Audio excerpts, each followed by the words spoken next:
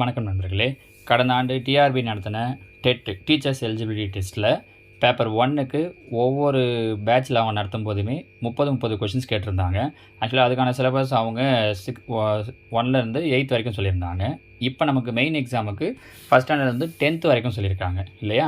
அப்போ அவங்க 8th வரைக்கும் சொல்லியிருந்தா கூட கொஷின்ஸை பொறுத்த வரைக்கும் சில இதெல்லாம் 10th வரைக்குமே கூட வந்துருச்சு. அந்த கொஷின்ஸையும் நம்ம ஒரு வாட்டி அனலைஸ் பண்ணி பார்த்தோம் அப்படின்னா இப்போ எழுத போகிற மெயின் எக்ஸாமுக்குமே அந்த மாடலில் வரக்கூடிய கொஷின்ஸ்லாம் யூஸ் ஆகும். அப்படிங்கிறதால நான் அடுத்தடுத்த சில வீடியோஸில் அப்போ நடந்த எக்ஸாம் கொஷின்ஸோட ஆன்சர் கீயும் எப்படி ஷார்ட்கட்டில் பார்க்கறது, இல்லை அதுக்கான விளக்கங்களை எப்படி தெரிஞ்சுக்கிறது அப்படிங்கிறதெல்லாம் நான் சொல்கிறேன். அதையும் பார்த்துக்கிட்டோம் அப்படின்னா சைட் பை சைடு இப்போ நம்ம எழுத போகிற எக்ஸாமுக்குமே யூஸ் ஆகும். ஸோ அந்த வகையில் 14/10/2022 இருந்த டீச்சர் எலிஜிபிலிட்டி டெஸ்ட் பேப்பர் 1க்கான மேத்ஸ் ஆன்சர் கீழே ஒரு 10 கொஷினை நாம் இந்த வீடியோவில் பார்க்கலாம். 91வது கேள்வி பாருங்கள். அதில் 1 என்ற எண்ணிற்கு பின்னால் 100 பூஜ்ஜியங்கள் வந்தால் அதை டேஷ் என்பர். அது என்னன்னு சொல்லுவாங்கன்னா கூகோல் அப்படின்னு வாங்க. கூகுள் கிடையாது, கூகோல், GOOGOL. எப்போ அப்படின்னா 1க்கு அடுத்தது 100 பூஜ்ஜியங்கள்.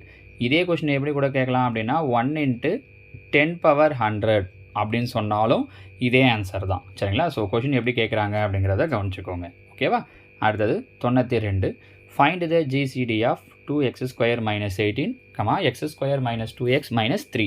இந்த கொஷனுக்கு மெத்தட் படி போகணும் அப்படின்னா உங்களுக்கு 2-3 ஃபார்முலா தெரியணும், ஃபேக்டரைஸ் பண்ண தெரியணும், அவ்வளோ விஷயங்கள் தெரிஞ்சிருந்தால் தான் நம்ம இந்த கொஷனுக்கு ஆன்சர் கண்டுபிடிக்க முடியும். ஆனால் நான் ரொம்ப ஈஸியாக ஒரு வழி சொல்கிறேன் பாருங்களேன். கீழே இருக்கிற ஆப்ஷன்லேருந்து எப்படி பண்ணுறதுன்னு சொல்கிறேன் பாருங்கள். ஃபஸ்ட்டு x + 1ன்னு கொடுத்துருக்காங்களா? அப்போ இந்த +1 ஈக்குவல் டு எந்த பக்கம் வருதுன்னா என்ன ஆகிடும்னா -1. அப்போ எக்ஸுக்கு பதில் -1ன்னு கொண்டு வந்து இதிலையும் ரெண்டாவது ஈக்குவேஷன்லையும் அப்ளை பண்ணுங்கள். இப்போ ஃபஸ்ட்டு இந்த இடத்துல அதாவது 2x² - 18 இருக்குது இல்லையா? அங்கே எக்ஸுக்கு பதில் -1ன்னு போடுங்க.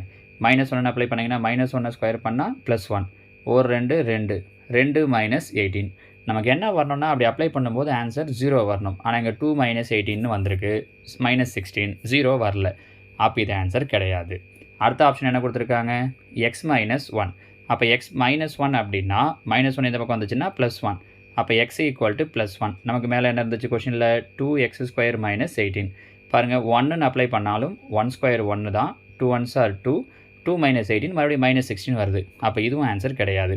Next x + 3. +3 ஈக்குவல் டு அந்த பக்கம் கொண்டு போகணும் அப்படின்னா -3. அப்போ -3ன்னு கொண்டு வந்து இதே இந்த 2x² - 18ல் அப்ளை பண்ணோம் அப்படின்னா -3 ஸ்கொயர் பண்ணோம் அப்படின்னா 3 3s are 9, 2 9s are 18, 18 - 18 0 வருது. கரெக்டாக? இந்த ஒன்றுத்தில் மட்டும் வந்தால் போதாது. ரெண்டாவது ஒரு ஈக்குவேஷன் கொடுத்துருந்தாங்கல்ல, அங்கேயும் இந்த -3 அப்ளை பண்ணி பார்க்கணும். ஒன்றுத்தில் வந்துருச்சு அப்படின்ட்டு உடனே போட்டுற முடியாது. இங்கே -3 அப்ளை பண்ணி பார்க்கும்போதும் 0 வரணும். பாருங்கள், -3 ஸ்கொயர் பண்ணால் 9 -2 × -3. அப்போ -× ப்ளஸ் ஆகிடும். 2 3s are 6. பக்கத்தில் -3, 9 6 15, 15ல் 3 போயிடுச்சுன்னா 12ன்னு வருது பாருங்கள். அப்போ இது 0 ஆகலை. ரெண்டுமே 0 ஆகிருக்கணும், இது ஆகலை. அப்போ பாருங்கள், ஆப்ஷன் ஏ வரல, பி வரல, சியும் வரல. கண்டிப்பாக இப்போ எதுவாக இருக்கும்? டி தான் ஆன்சராக இருக்கும். நம்ம போட்டு பார்க்க வேண்டியதே கிடையாது. 3 ஆன்சர் வரலன்னு போது கண்டிப்பாக டி தான். நீங்கள் வேணால் இந்த ஐடியா படி கொண்டு போய்ட்டு அந்த 2 ஈக்குவேஷன் அப்ளை பண்ணிங்கன்னா ரெண்டுத்துக்குமே உங்களுக்கு ஆன்சர் என்ன வரும் அப்படின்னா 0ன்னு வரும். சரியா? இது கொஞ்சம் லென்த்தாக இருக்கிற மாதிரி உங்களுக்கு தோணும். ஒருவேளை ஆப்ஷன் ஃபஸ்ட்டே இருந்தது அப்படின்னா நமக்கு டக்குன்னு சொல்லிட்டு இருக்கலாம் பாருங்கள். சரியா? ஆனால் நீங்கள் ஃபேக்டரைசேஷன் அது இதுன்னு பண்ணுறதை விட இது உங்களுக்கு ஈஸியாக இருக்கும். அடுத்து இங்கே பாருங்கள், 24 ஸ்கொயருடன் எதை டேஷை கூட்டினால் 25 ஸ்கொயர் பெறலாம். 24 ஸ்கொயர்னால் 576 ப்ளஸ் இது கூட எதை கூட்டணும்னு கேட்டிருக்காங்க. எக்ஸ்ன்னு வச்சுக்கிறோன்னு வச்சுக்கோங்களேன். 25 ஸ்கொயர் அப்படின்னா 625. கரெக்டாக? இந்த ப்ளஸில் இருக்கிற 576 அந்த பக்கம் கொண்டு வந்தோம் அப்படின்னா -576 மைனஸ் பண்ணோம் அப்படின்னா 9 4 49.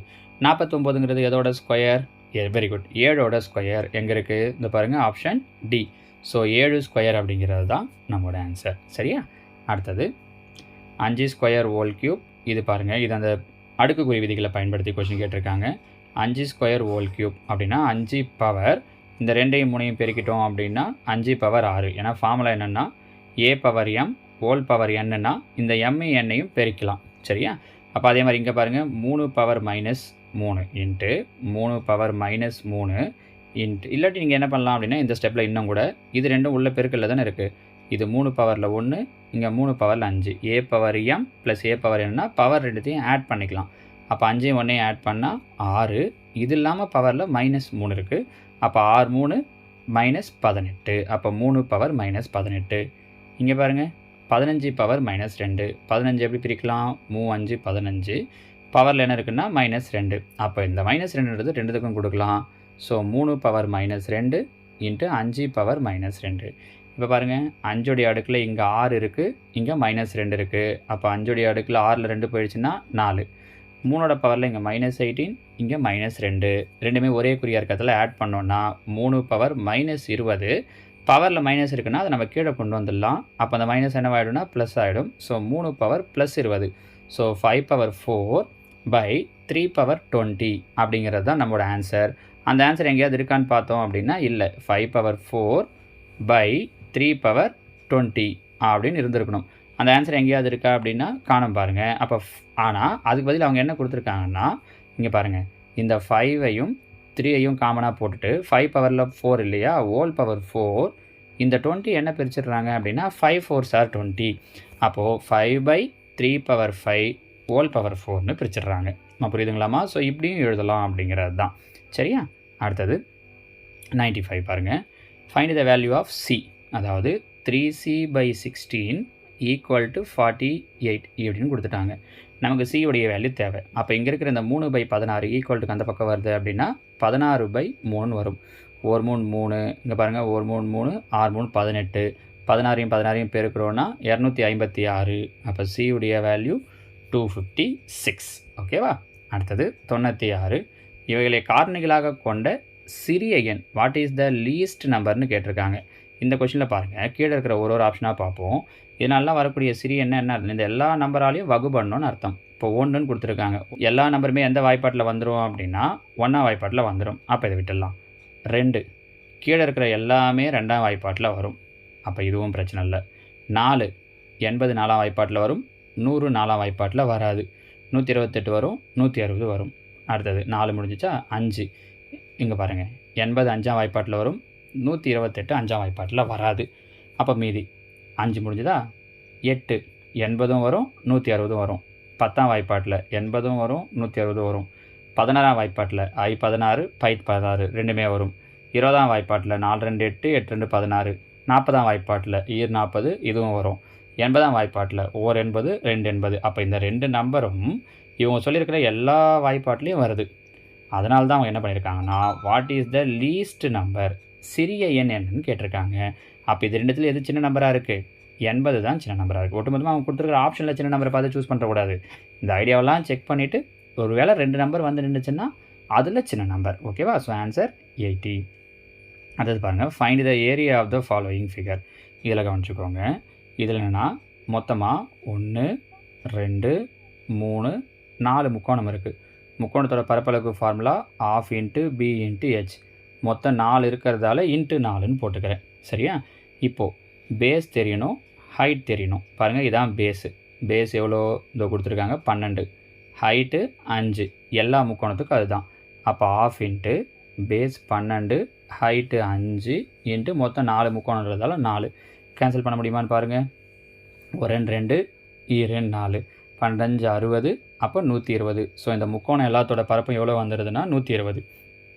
உள்ள ஒரு சதுரம் இருக்குது பாருங்கள். இந்த சதுரத்துடைய பக்கம் என்ன சொல்லியிருக்காங்கன்னா 12. சதுரத்துடைய பரப்பளவுக்கு ஃபார்முலா a². 12 ஸ்கொயர் பண்ணோம் அப்படின்னா 144. அப்போ மொத்தமாக கூட்டணும் அப்படின்னா 264ங்கிறது தான் இந்த கேள்விக்கு உண்டான சரியான விடை. சரியா? எங்கே இருக்குது பாருங்கள் 264.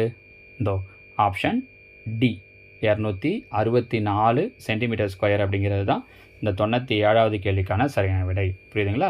இது பரப்பளவு கேட்டாங்கன்னா, ஒரு வேளை இதே கொஷனில் சிற்றளவு கேட்டிருந்தாங்கன்னா, ஏன்னா நம்ம அதையும் பார்த்துடலாம். அப்படி கேட்கறதுக்கு வாய்ப்பு இருக்குல்ல. இதே டயக்ராமை கொடுத்துட்டு சுற்றளவு கேட்டிருந்தாங்கன்னா இந்த சுற்றி இருக்கிற அளவு மட்டும்தான் ஆட் பண்ணணும். உள்ளே இருக்கிற இந்த 12ன்றது நமக்கு யூஸே ஆகாது. எப்படி? 5 + 13 + 5 13 5 13 5 13. இந்த எல்லா நம்பரையும் ஆட் பண்ணிங்க அப்படின்னா என்ன வருதோ அதுதான் நமக்கான ஆன்சராக இருந்திருக்கும். ஓகேங்களாம்மா? எவ்வளோ வந்திருக்கும் சொல்லுங்கள் பார்க்கலாம். சொல்லிவிட்டு அதுக்கு என்ன ஆன்சர் வருன்றதை என்ன கீழே சொல்லுங்கள். இப்போ இந்த டயக்ராம் என்ன கொஸ்டின் கேட்குறேன்னா இந்த படத்தோட சுற்றளவு என்னன்னு கொஸ்டின் கேட்குறேன். ஓகேவா? அதுக்கு என்ன ஆன்சர் வரும்னு வேணால் நீங்கள் கீழே சொல்லுங்கள். சரியா? அடுத்தது 98 பாருங்கள். சிம்ப்ளிஃபை. இங்கே போர்ட் மாஸ் ரூலை யூஸ் பண்ணுறது மாதிரி அவங்க கொடுத்துருக்காங்க. முதல்ல மேலே இருக்கிறத சிம்ப்ளிஃபை பண்ணிடலாம். போர்ட் மாஸ் ரூல் படி ஞாபகம் இருக்கா இந்த ரூலு? போர்ட் மாஸ் அப்படின்னா என்ன சொல்லுவோம் அப்படின்னா ஃபஸ்ட்டு ப்ராக்கெட் இருந்தால் ப்ராக்கெட்டை செய்யணும். அதுக்கப்புறம் ஆஃப், இன்னும் இல்லை இல்லை இருந்தால் அதை செய்யணும். Division, multiplication, addition, subtraction, BODMAS இல்லைனா பிட் மாஸ்ன்னுவாங்க இண்டிசஸ் அப்படிங்கிற அர்த்தத்தில். சரியா? இப்போ இங்கே மேலே பார்த்தீங்கன்னா பி ப்ராக்கெட் இல்லை, ஆஃப் இல்லை. டி வகுத்தல் வருவோம். இந்த பாருங்கள் 8 வகுத்தல் 2, 8 2ஆல் வகுத்தோன்னா 4. பெருக்கல் இருக்கா? ஆமாம், இதோ இருக்குது பாருங்கள். அப்போ 2 பெருக்கல் 4, ஏன்னா ஏதாவது சொல்லிக்கிட்டோமே 4 4 8. அப்போ 24 ஒரு 8 32. 32ல் 1 போயிடுச்சுன்னா 31. ஒருவேளை மேலே ஆன்சர் 31ன்னு இருக்குன்னா அதை சூஸ் பண்ணலாம். ஆனால் கீழே இருக்கிற நம்பரால் ஏதாவது கேன்சல் ஆகும் அப்படின்னா அந்த 31 கேன்சல் ஆகிறதுக்கு வாய்ப்பு இருக்குது. ஆனால் இங்கே என்ன இஷ்யூ அப்படின்னா மேலே 31 ஒரு ப்ரைம் நம்பர்ன்றதால கீழே 31 வாய்ப்பாடு வந்தால் மட்டும்தான் கேன்சல் ஆகும். இப்போ உதாரணத்துக்கு கீழே இருக்கிறதெல்லாம் 62 அந்த மாதிரி. ஸோ எப்படி பார்க்க போனாலும் கீழே உங்களுக்கு வரக்கூடிய நம்பர் டைரெக்டாக 31 கேன்சல் ஆகணும். ஒருவேளை அப்படி ஆச்சுன்னா கூட மேலே 1 வரும். கரெக்டாக? எதுக்காக சொல்ல வரேன்னா ஒருவேளை எங்கேயாவது 31 இருக்குன்னா நீங்கள் அதை சூஸ் பண்ணுறதுக்கு வாய்ப்பு இருக்குன்ட்டு. இப்போ பாருங்களேன், ஆப்ஷன் ஏவில் 31 இருக்குது. கரெக்டாக? ஆப்ஷன் பியில் மேலே எங்கே நியூமரேட்டரில் ஆப்ஷன் பியில் 8 இருக்குது. 31 என்ன கேன்சல் பண்ணாலும் 8 வராது, அதனால் இது வராது. சியில் 31 இருக்குது. டியில் மேலே 39 இருக்குது.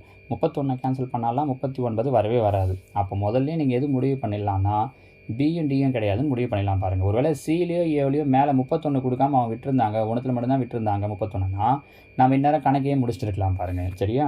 2 ஆன்சரில் 31 இருக்கிறதால இப்போ நம்ம அடுத்த ஸ்டெப்புக்கு போக வேண்டியது இருக்குது. எங்கள் கீழே 20 ப்ளஸ் தனியாக இருக்குது ப்ராக்கெட் உள்ளே. இது பாருங்கள், வெளில ஒரு ப்ராக்கெட், உள்ளே போனால் ஒரு ப்ராக்கெட்.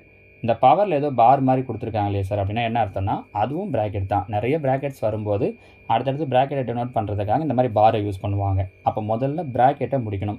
ஸோ 6 3 18. அப்புறம் ப்ராக்கெட் முடிஞ்சதா வகுத்தல், இந்த ப்ராக்கெட்டுக்குள்ளவே வகுத்தல் இருக்கிறதுனால அதை முடிச்சிடணும். 10 5ஆல் வகுத்தோன்னா 2, 2த்துக்கு நடுவில் இருக்கிற குறி மைனஸ். அப்போ 18ல் 2 போயிடுச்சு அப்படின்னா 16. இப்போ இந்த ப்ராக்கெட் முடிஞ்சது. வெளியில் வந்தால் இங்கே பாருங்கள் 8 2 16. நடுவில் 2த்துக்கு என்ன இருக்குது அப்படின்னா ப்ளஸ் 16 கூட்டணுன்னா 32. இந்த ப்ராக்கெட் முடிஞ்சிச்சு.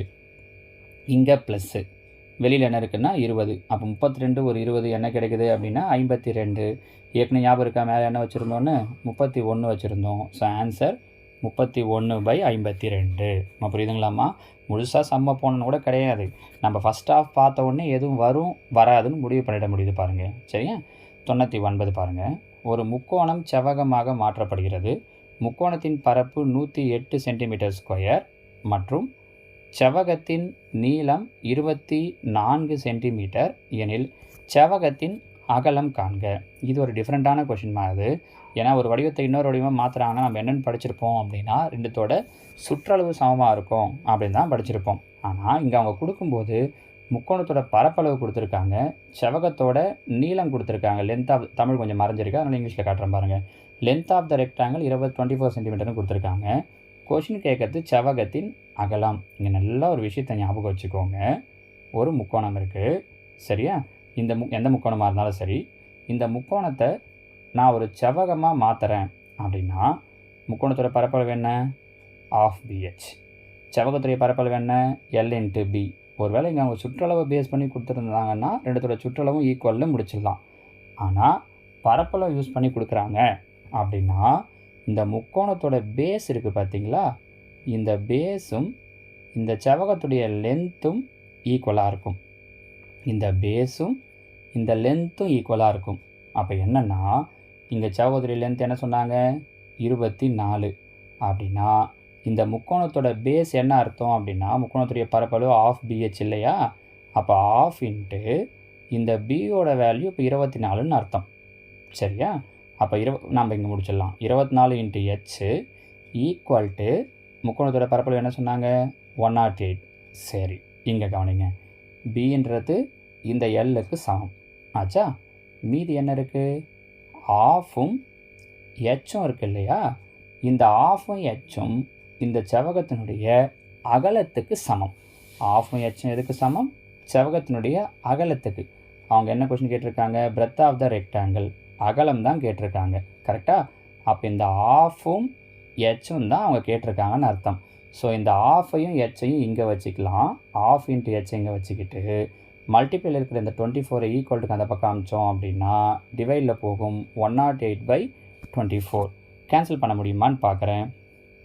4ஆம் வாய்ப்பாடு 6 24, 2 8, மீதி 2 7 28. 3ஆம் வாய்ப்பாடு 2 6, 9 27. அப்போ 9/2. 9/2 அப்படின்னா 4.5, 4.5. ஆன்சர் இருக்கா? ஆமாம், இதோ இருக்குது பாருங்கள். அப்போது இந்த கொஷினுக்கான சரியான ஆன்சர் ஆப்ஷன் டி.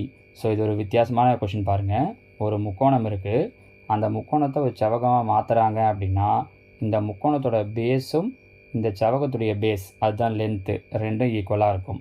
அடுத்தது இந்த ஃபார்முலாவில் வரக்கூடிய ஆஃப் ஹெச்சும் இந்த முக்கோணத்தோட இந்த செவகத்தோட பிரெத்தும் ஈக்குவலாக இருக்கும். சரிங்களா? இந்த ஐடியாவை ஞாபகம் வச்சுக்கோங்க. ஒருவேளை இந்த மாடலில் கேட்டாங்க அப்படின்னா ஆன்சர் பண்ணுறதுக்கு ஈஸியாக இருக்கும். அடுத்து 3 நாற்காலிகளின் விலை ரூபாய் 1690 எனில் 5 நாற்காலிகளின் விலையின் 2 மடங்கு. 5 நாற்காலியோட விலைன்னு கேட்கல, விலையோட 2 மடங்கு. அப்போ 5 நாற்காலியோட விலையோட 2 மடங்குனா 2 10. அப்போ 10 நாற்காலியோடைய விலைன்னு கேட்குறாங்க, வேறு ஒன்றும் இல்லை. அப்போ 3 நாற்காலிகள் 1690ன்னா ஒரு நாற்காலி என்னவாகும்? பை 3. 1 3 3, 4 3 12, 3 3 9 0. ஸோ ஒரு நாற்காலி 430. அப்போ 10 நாற்காலி என்னவாயிடும்?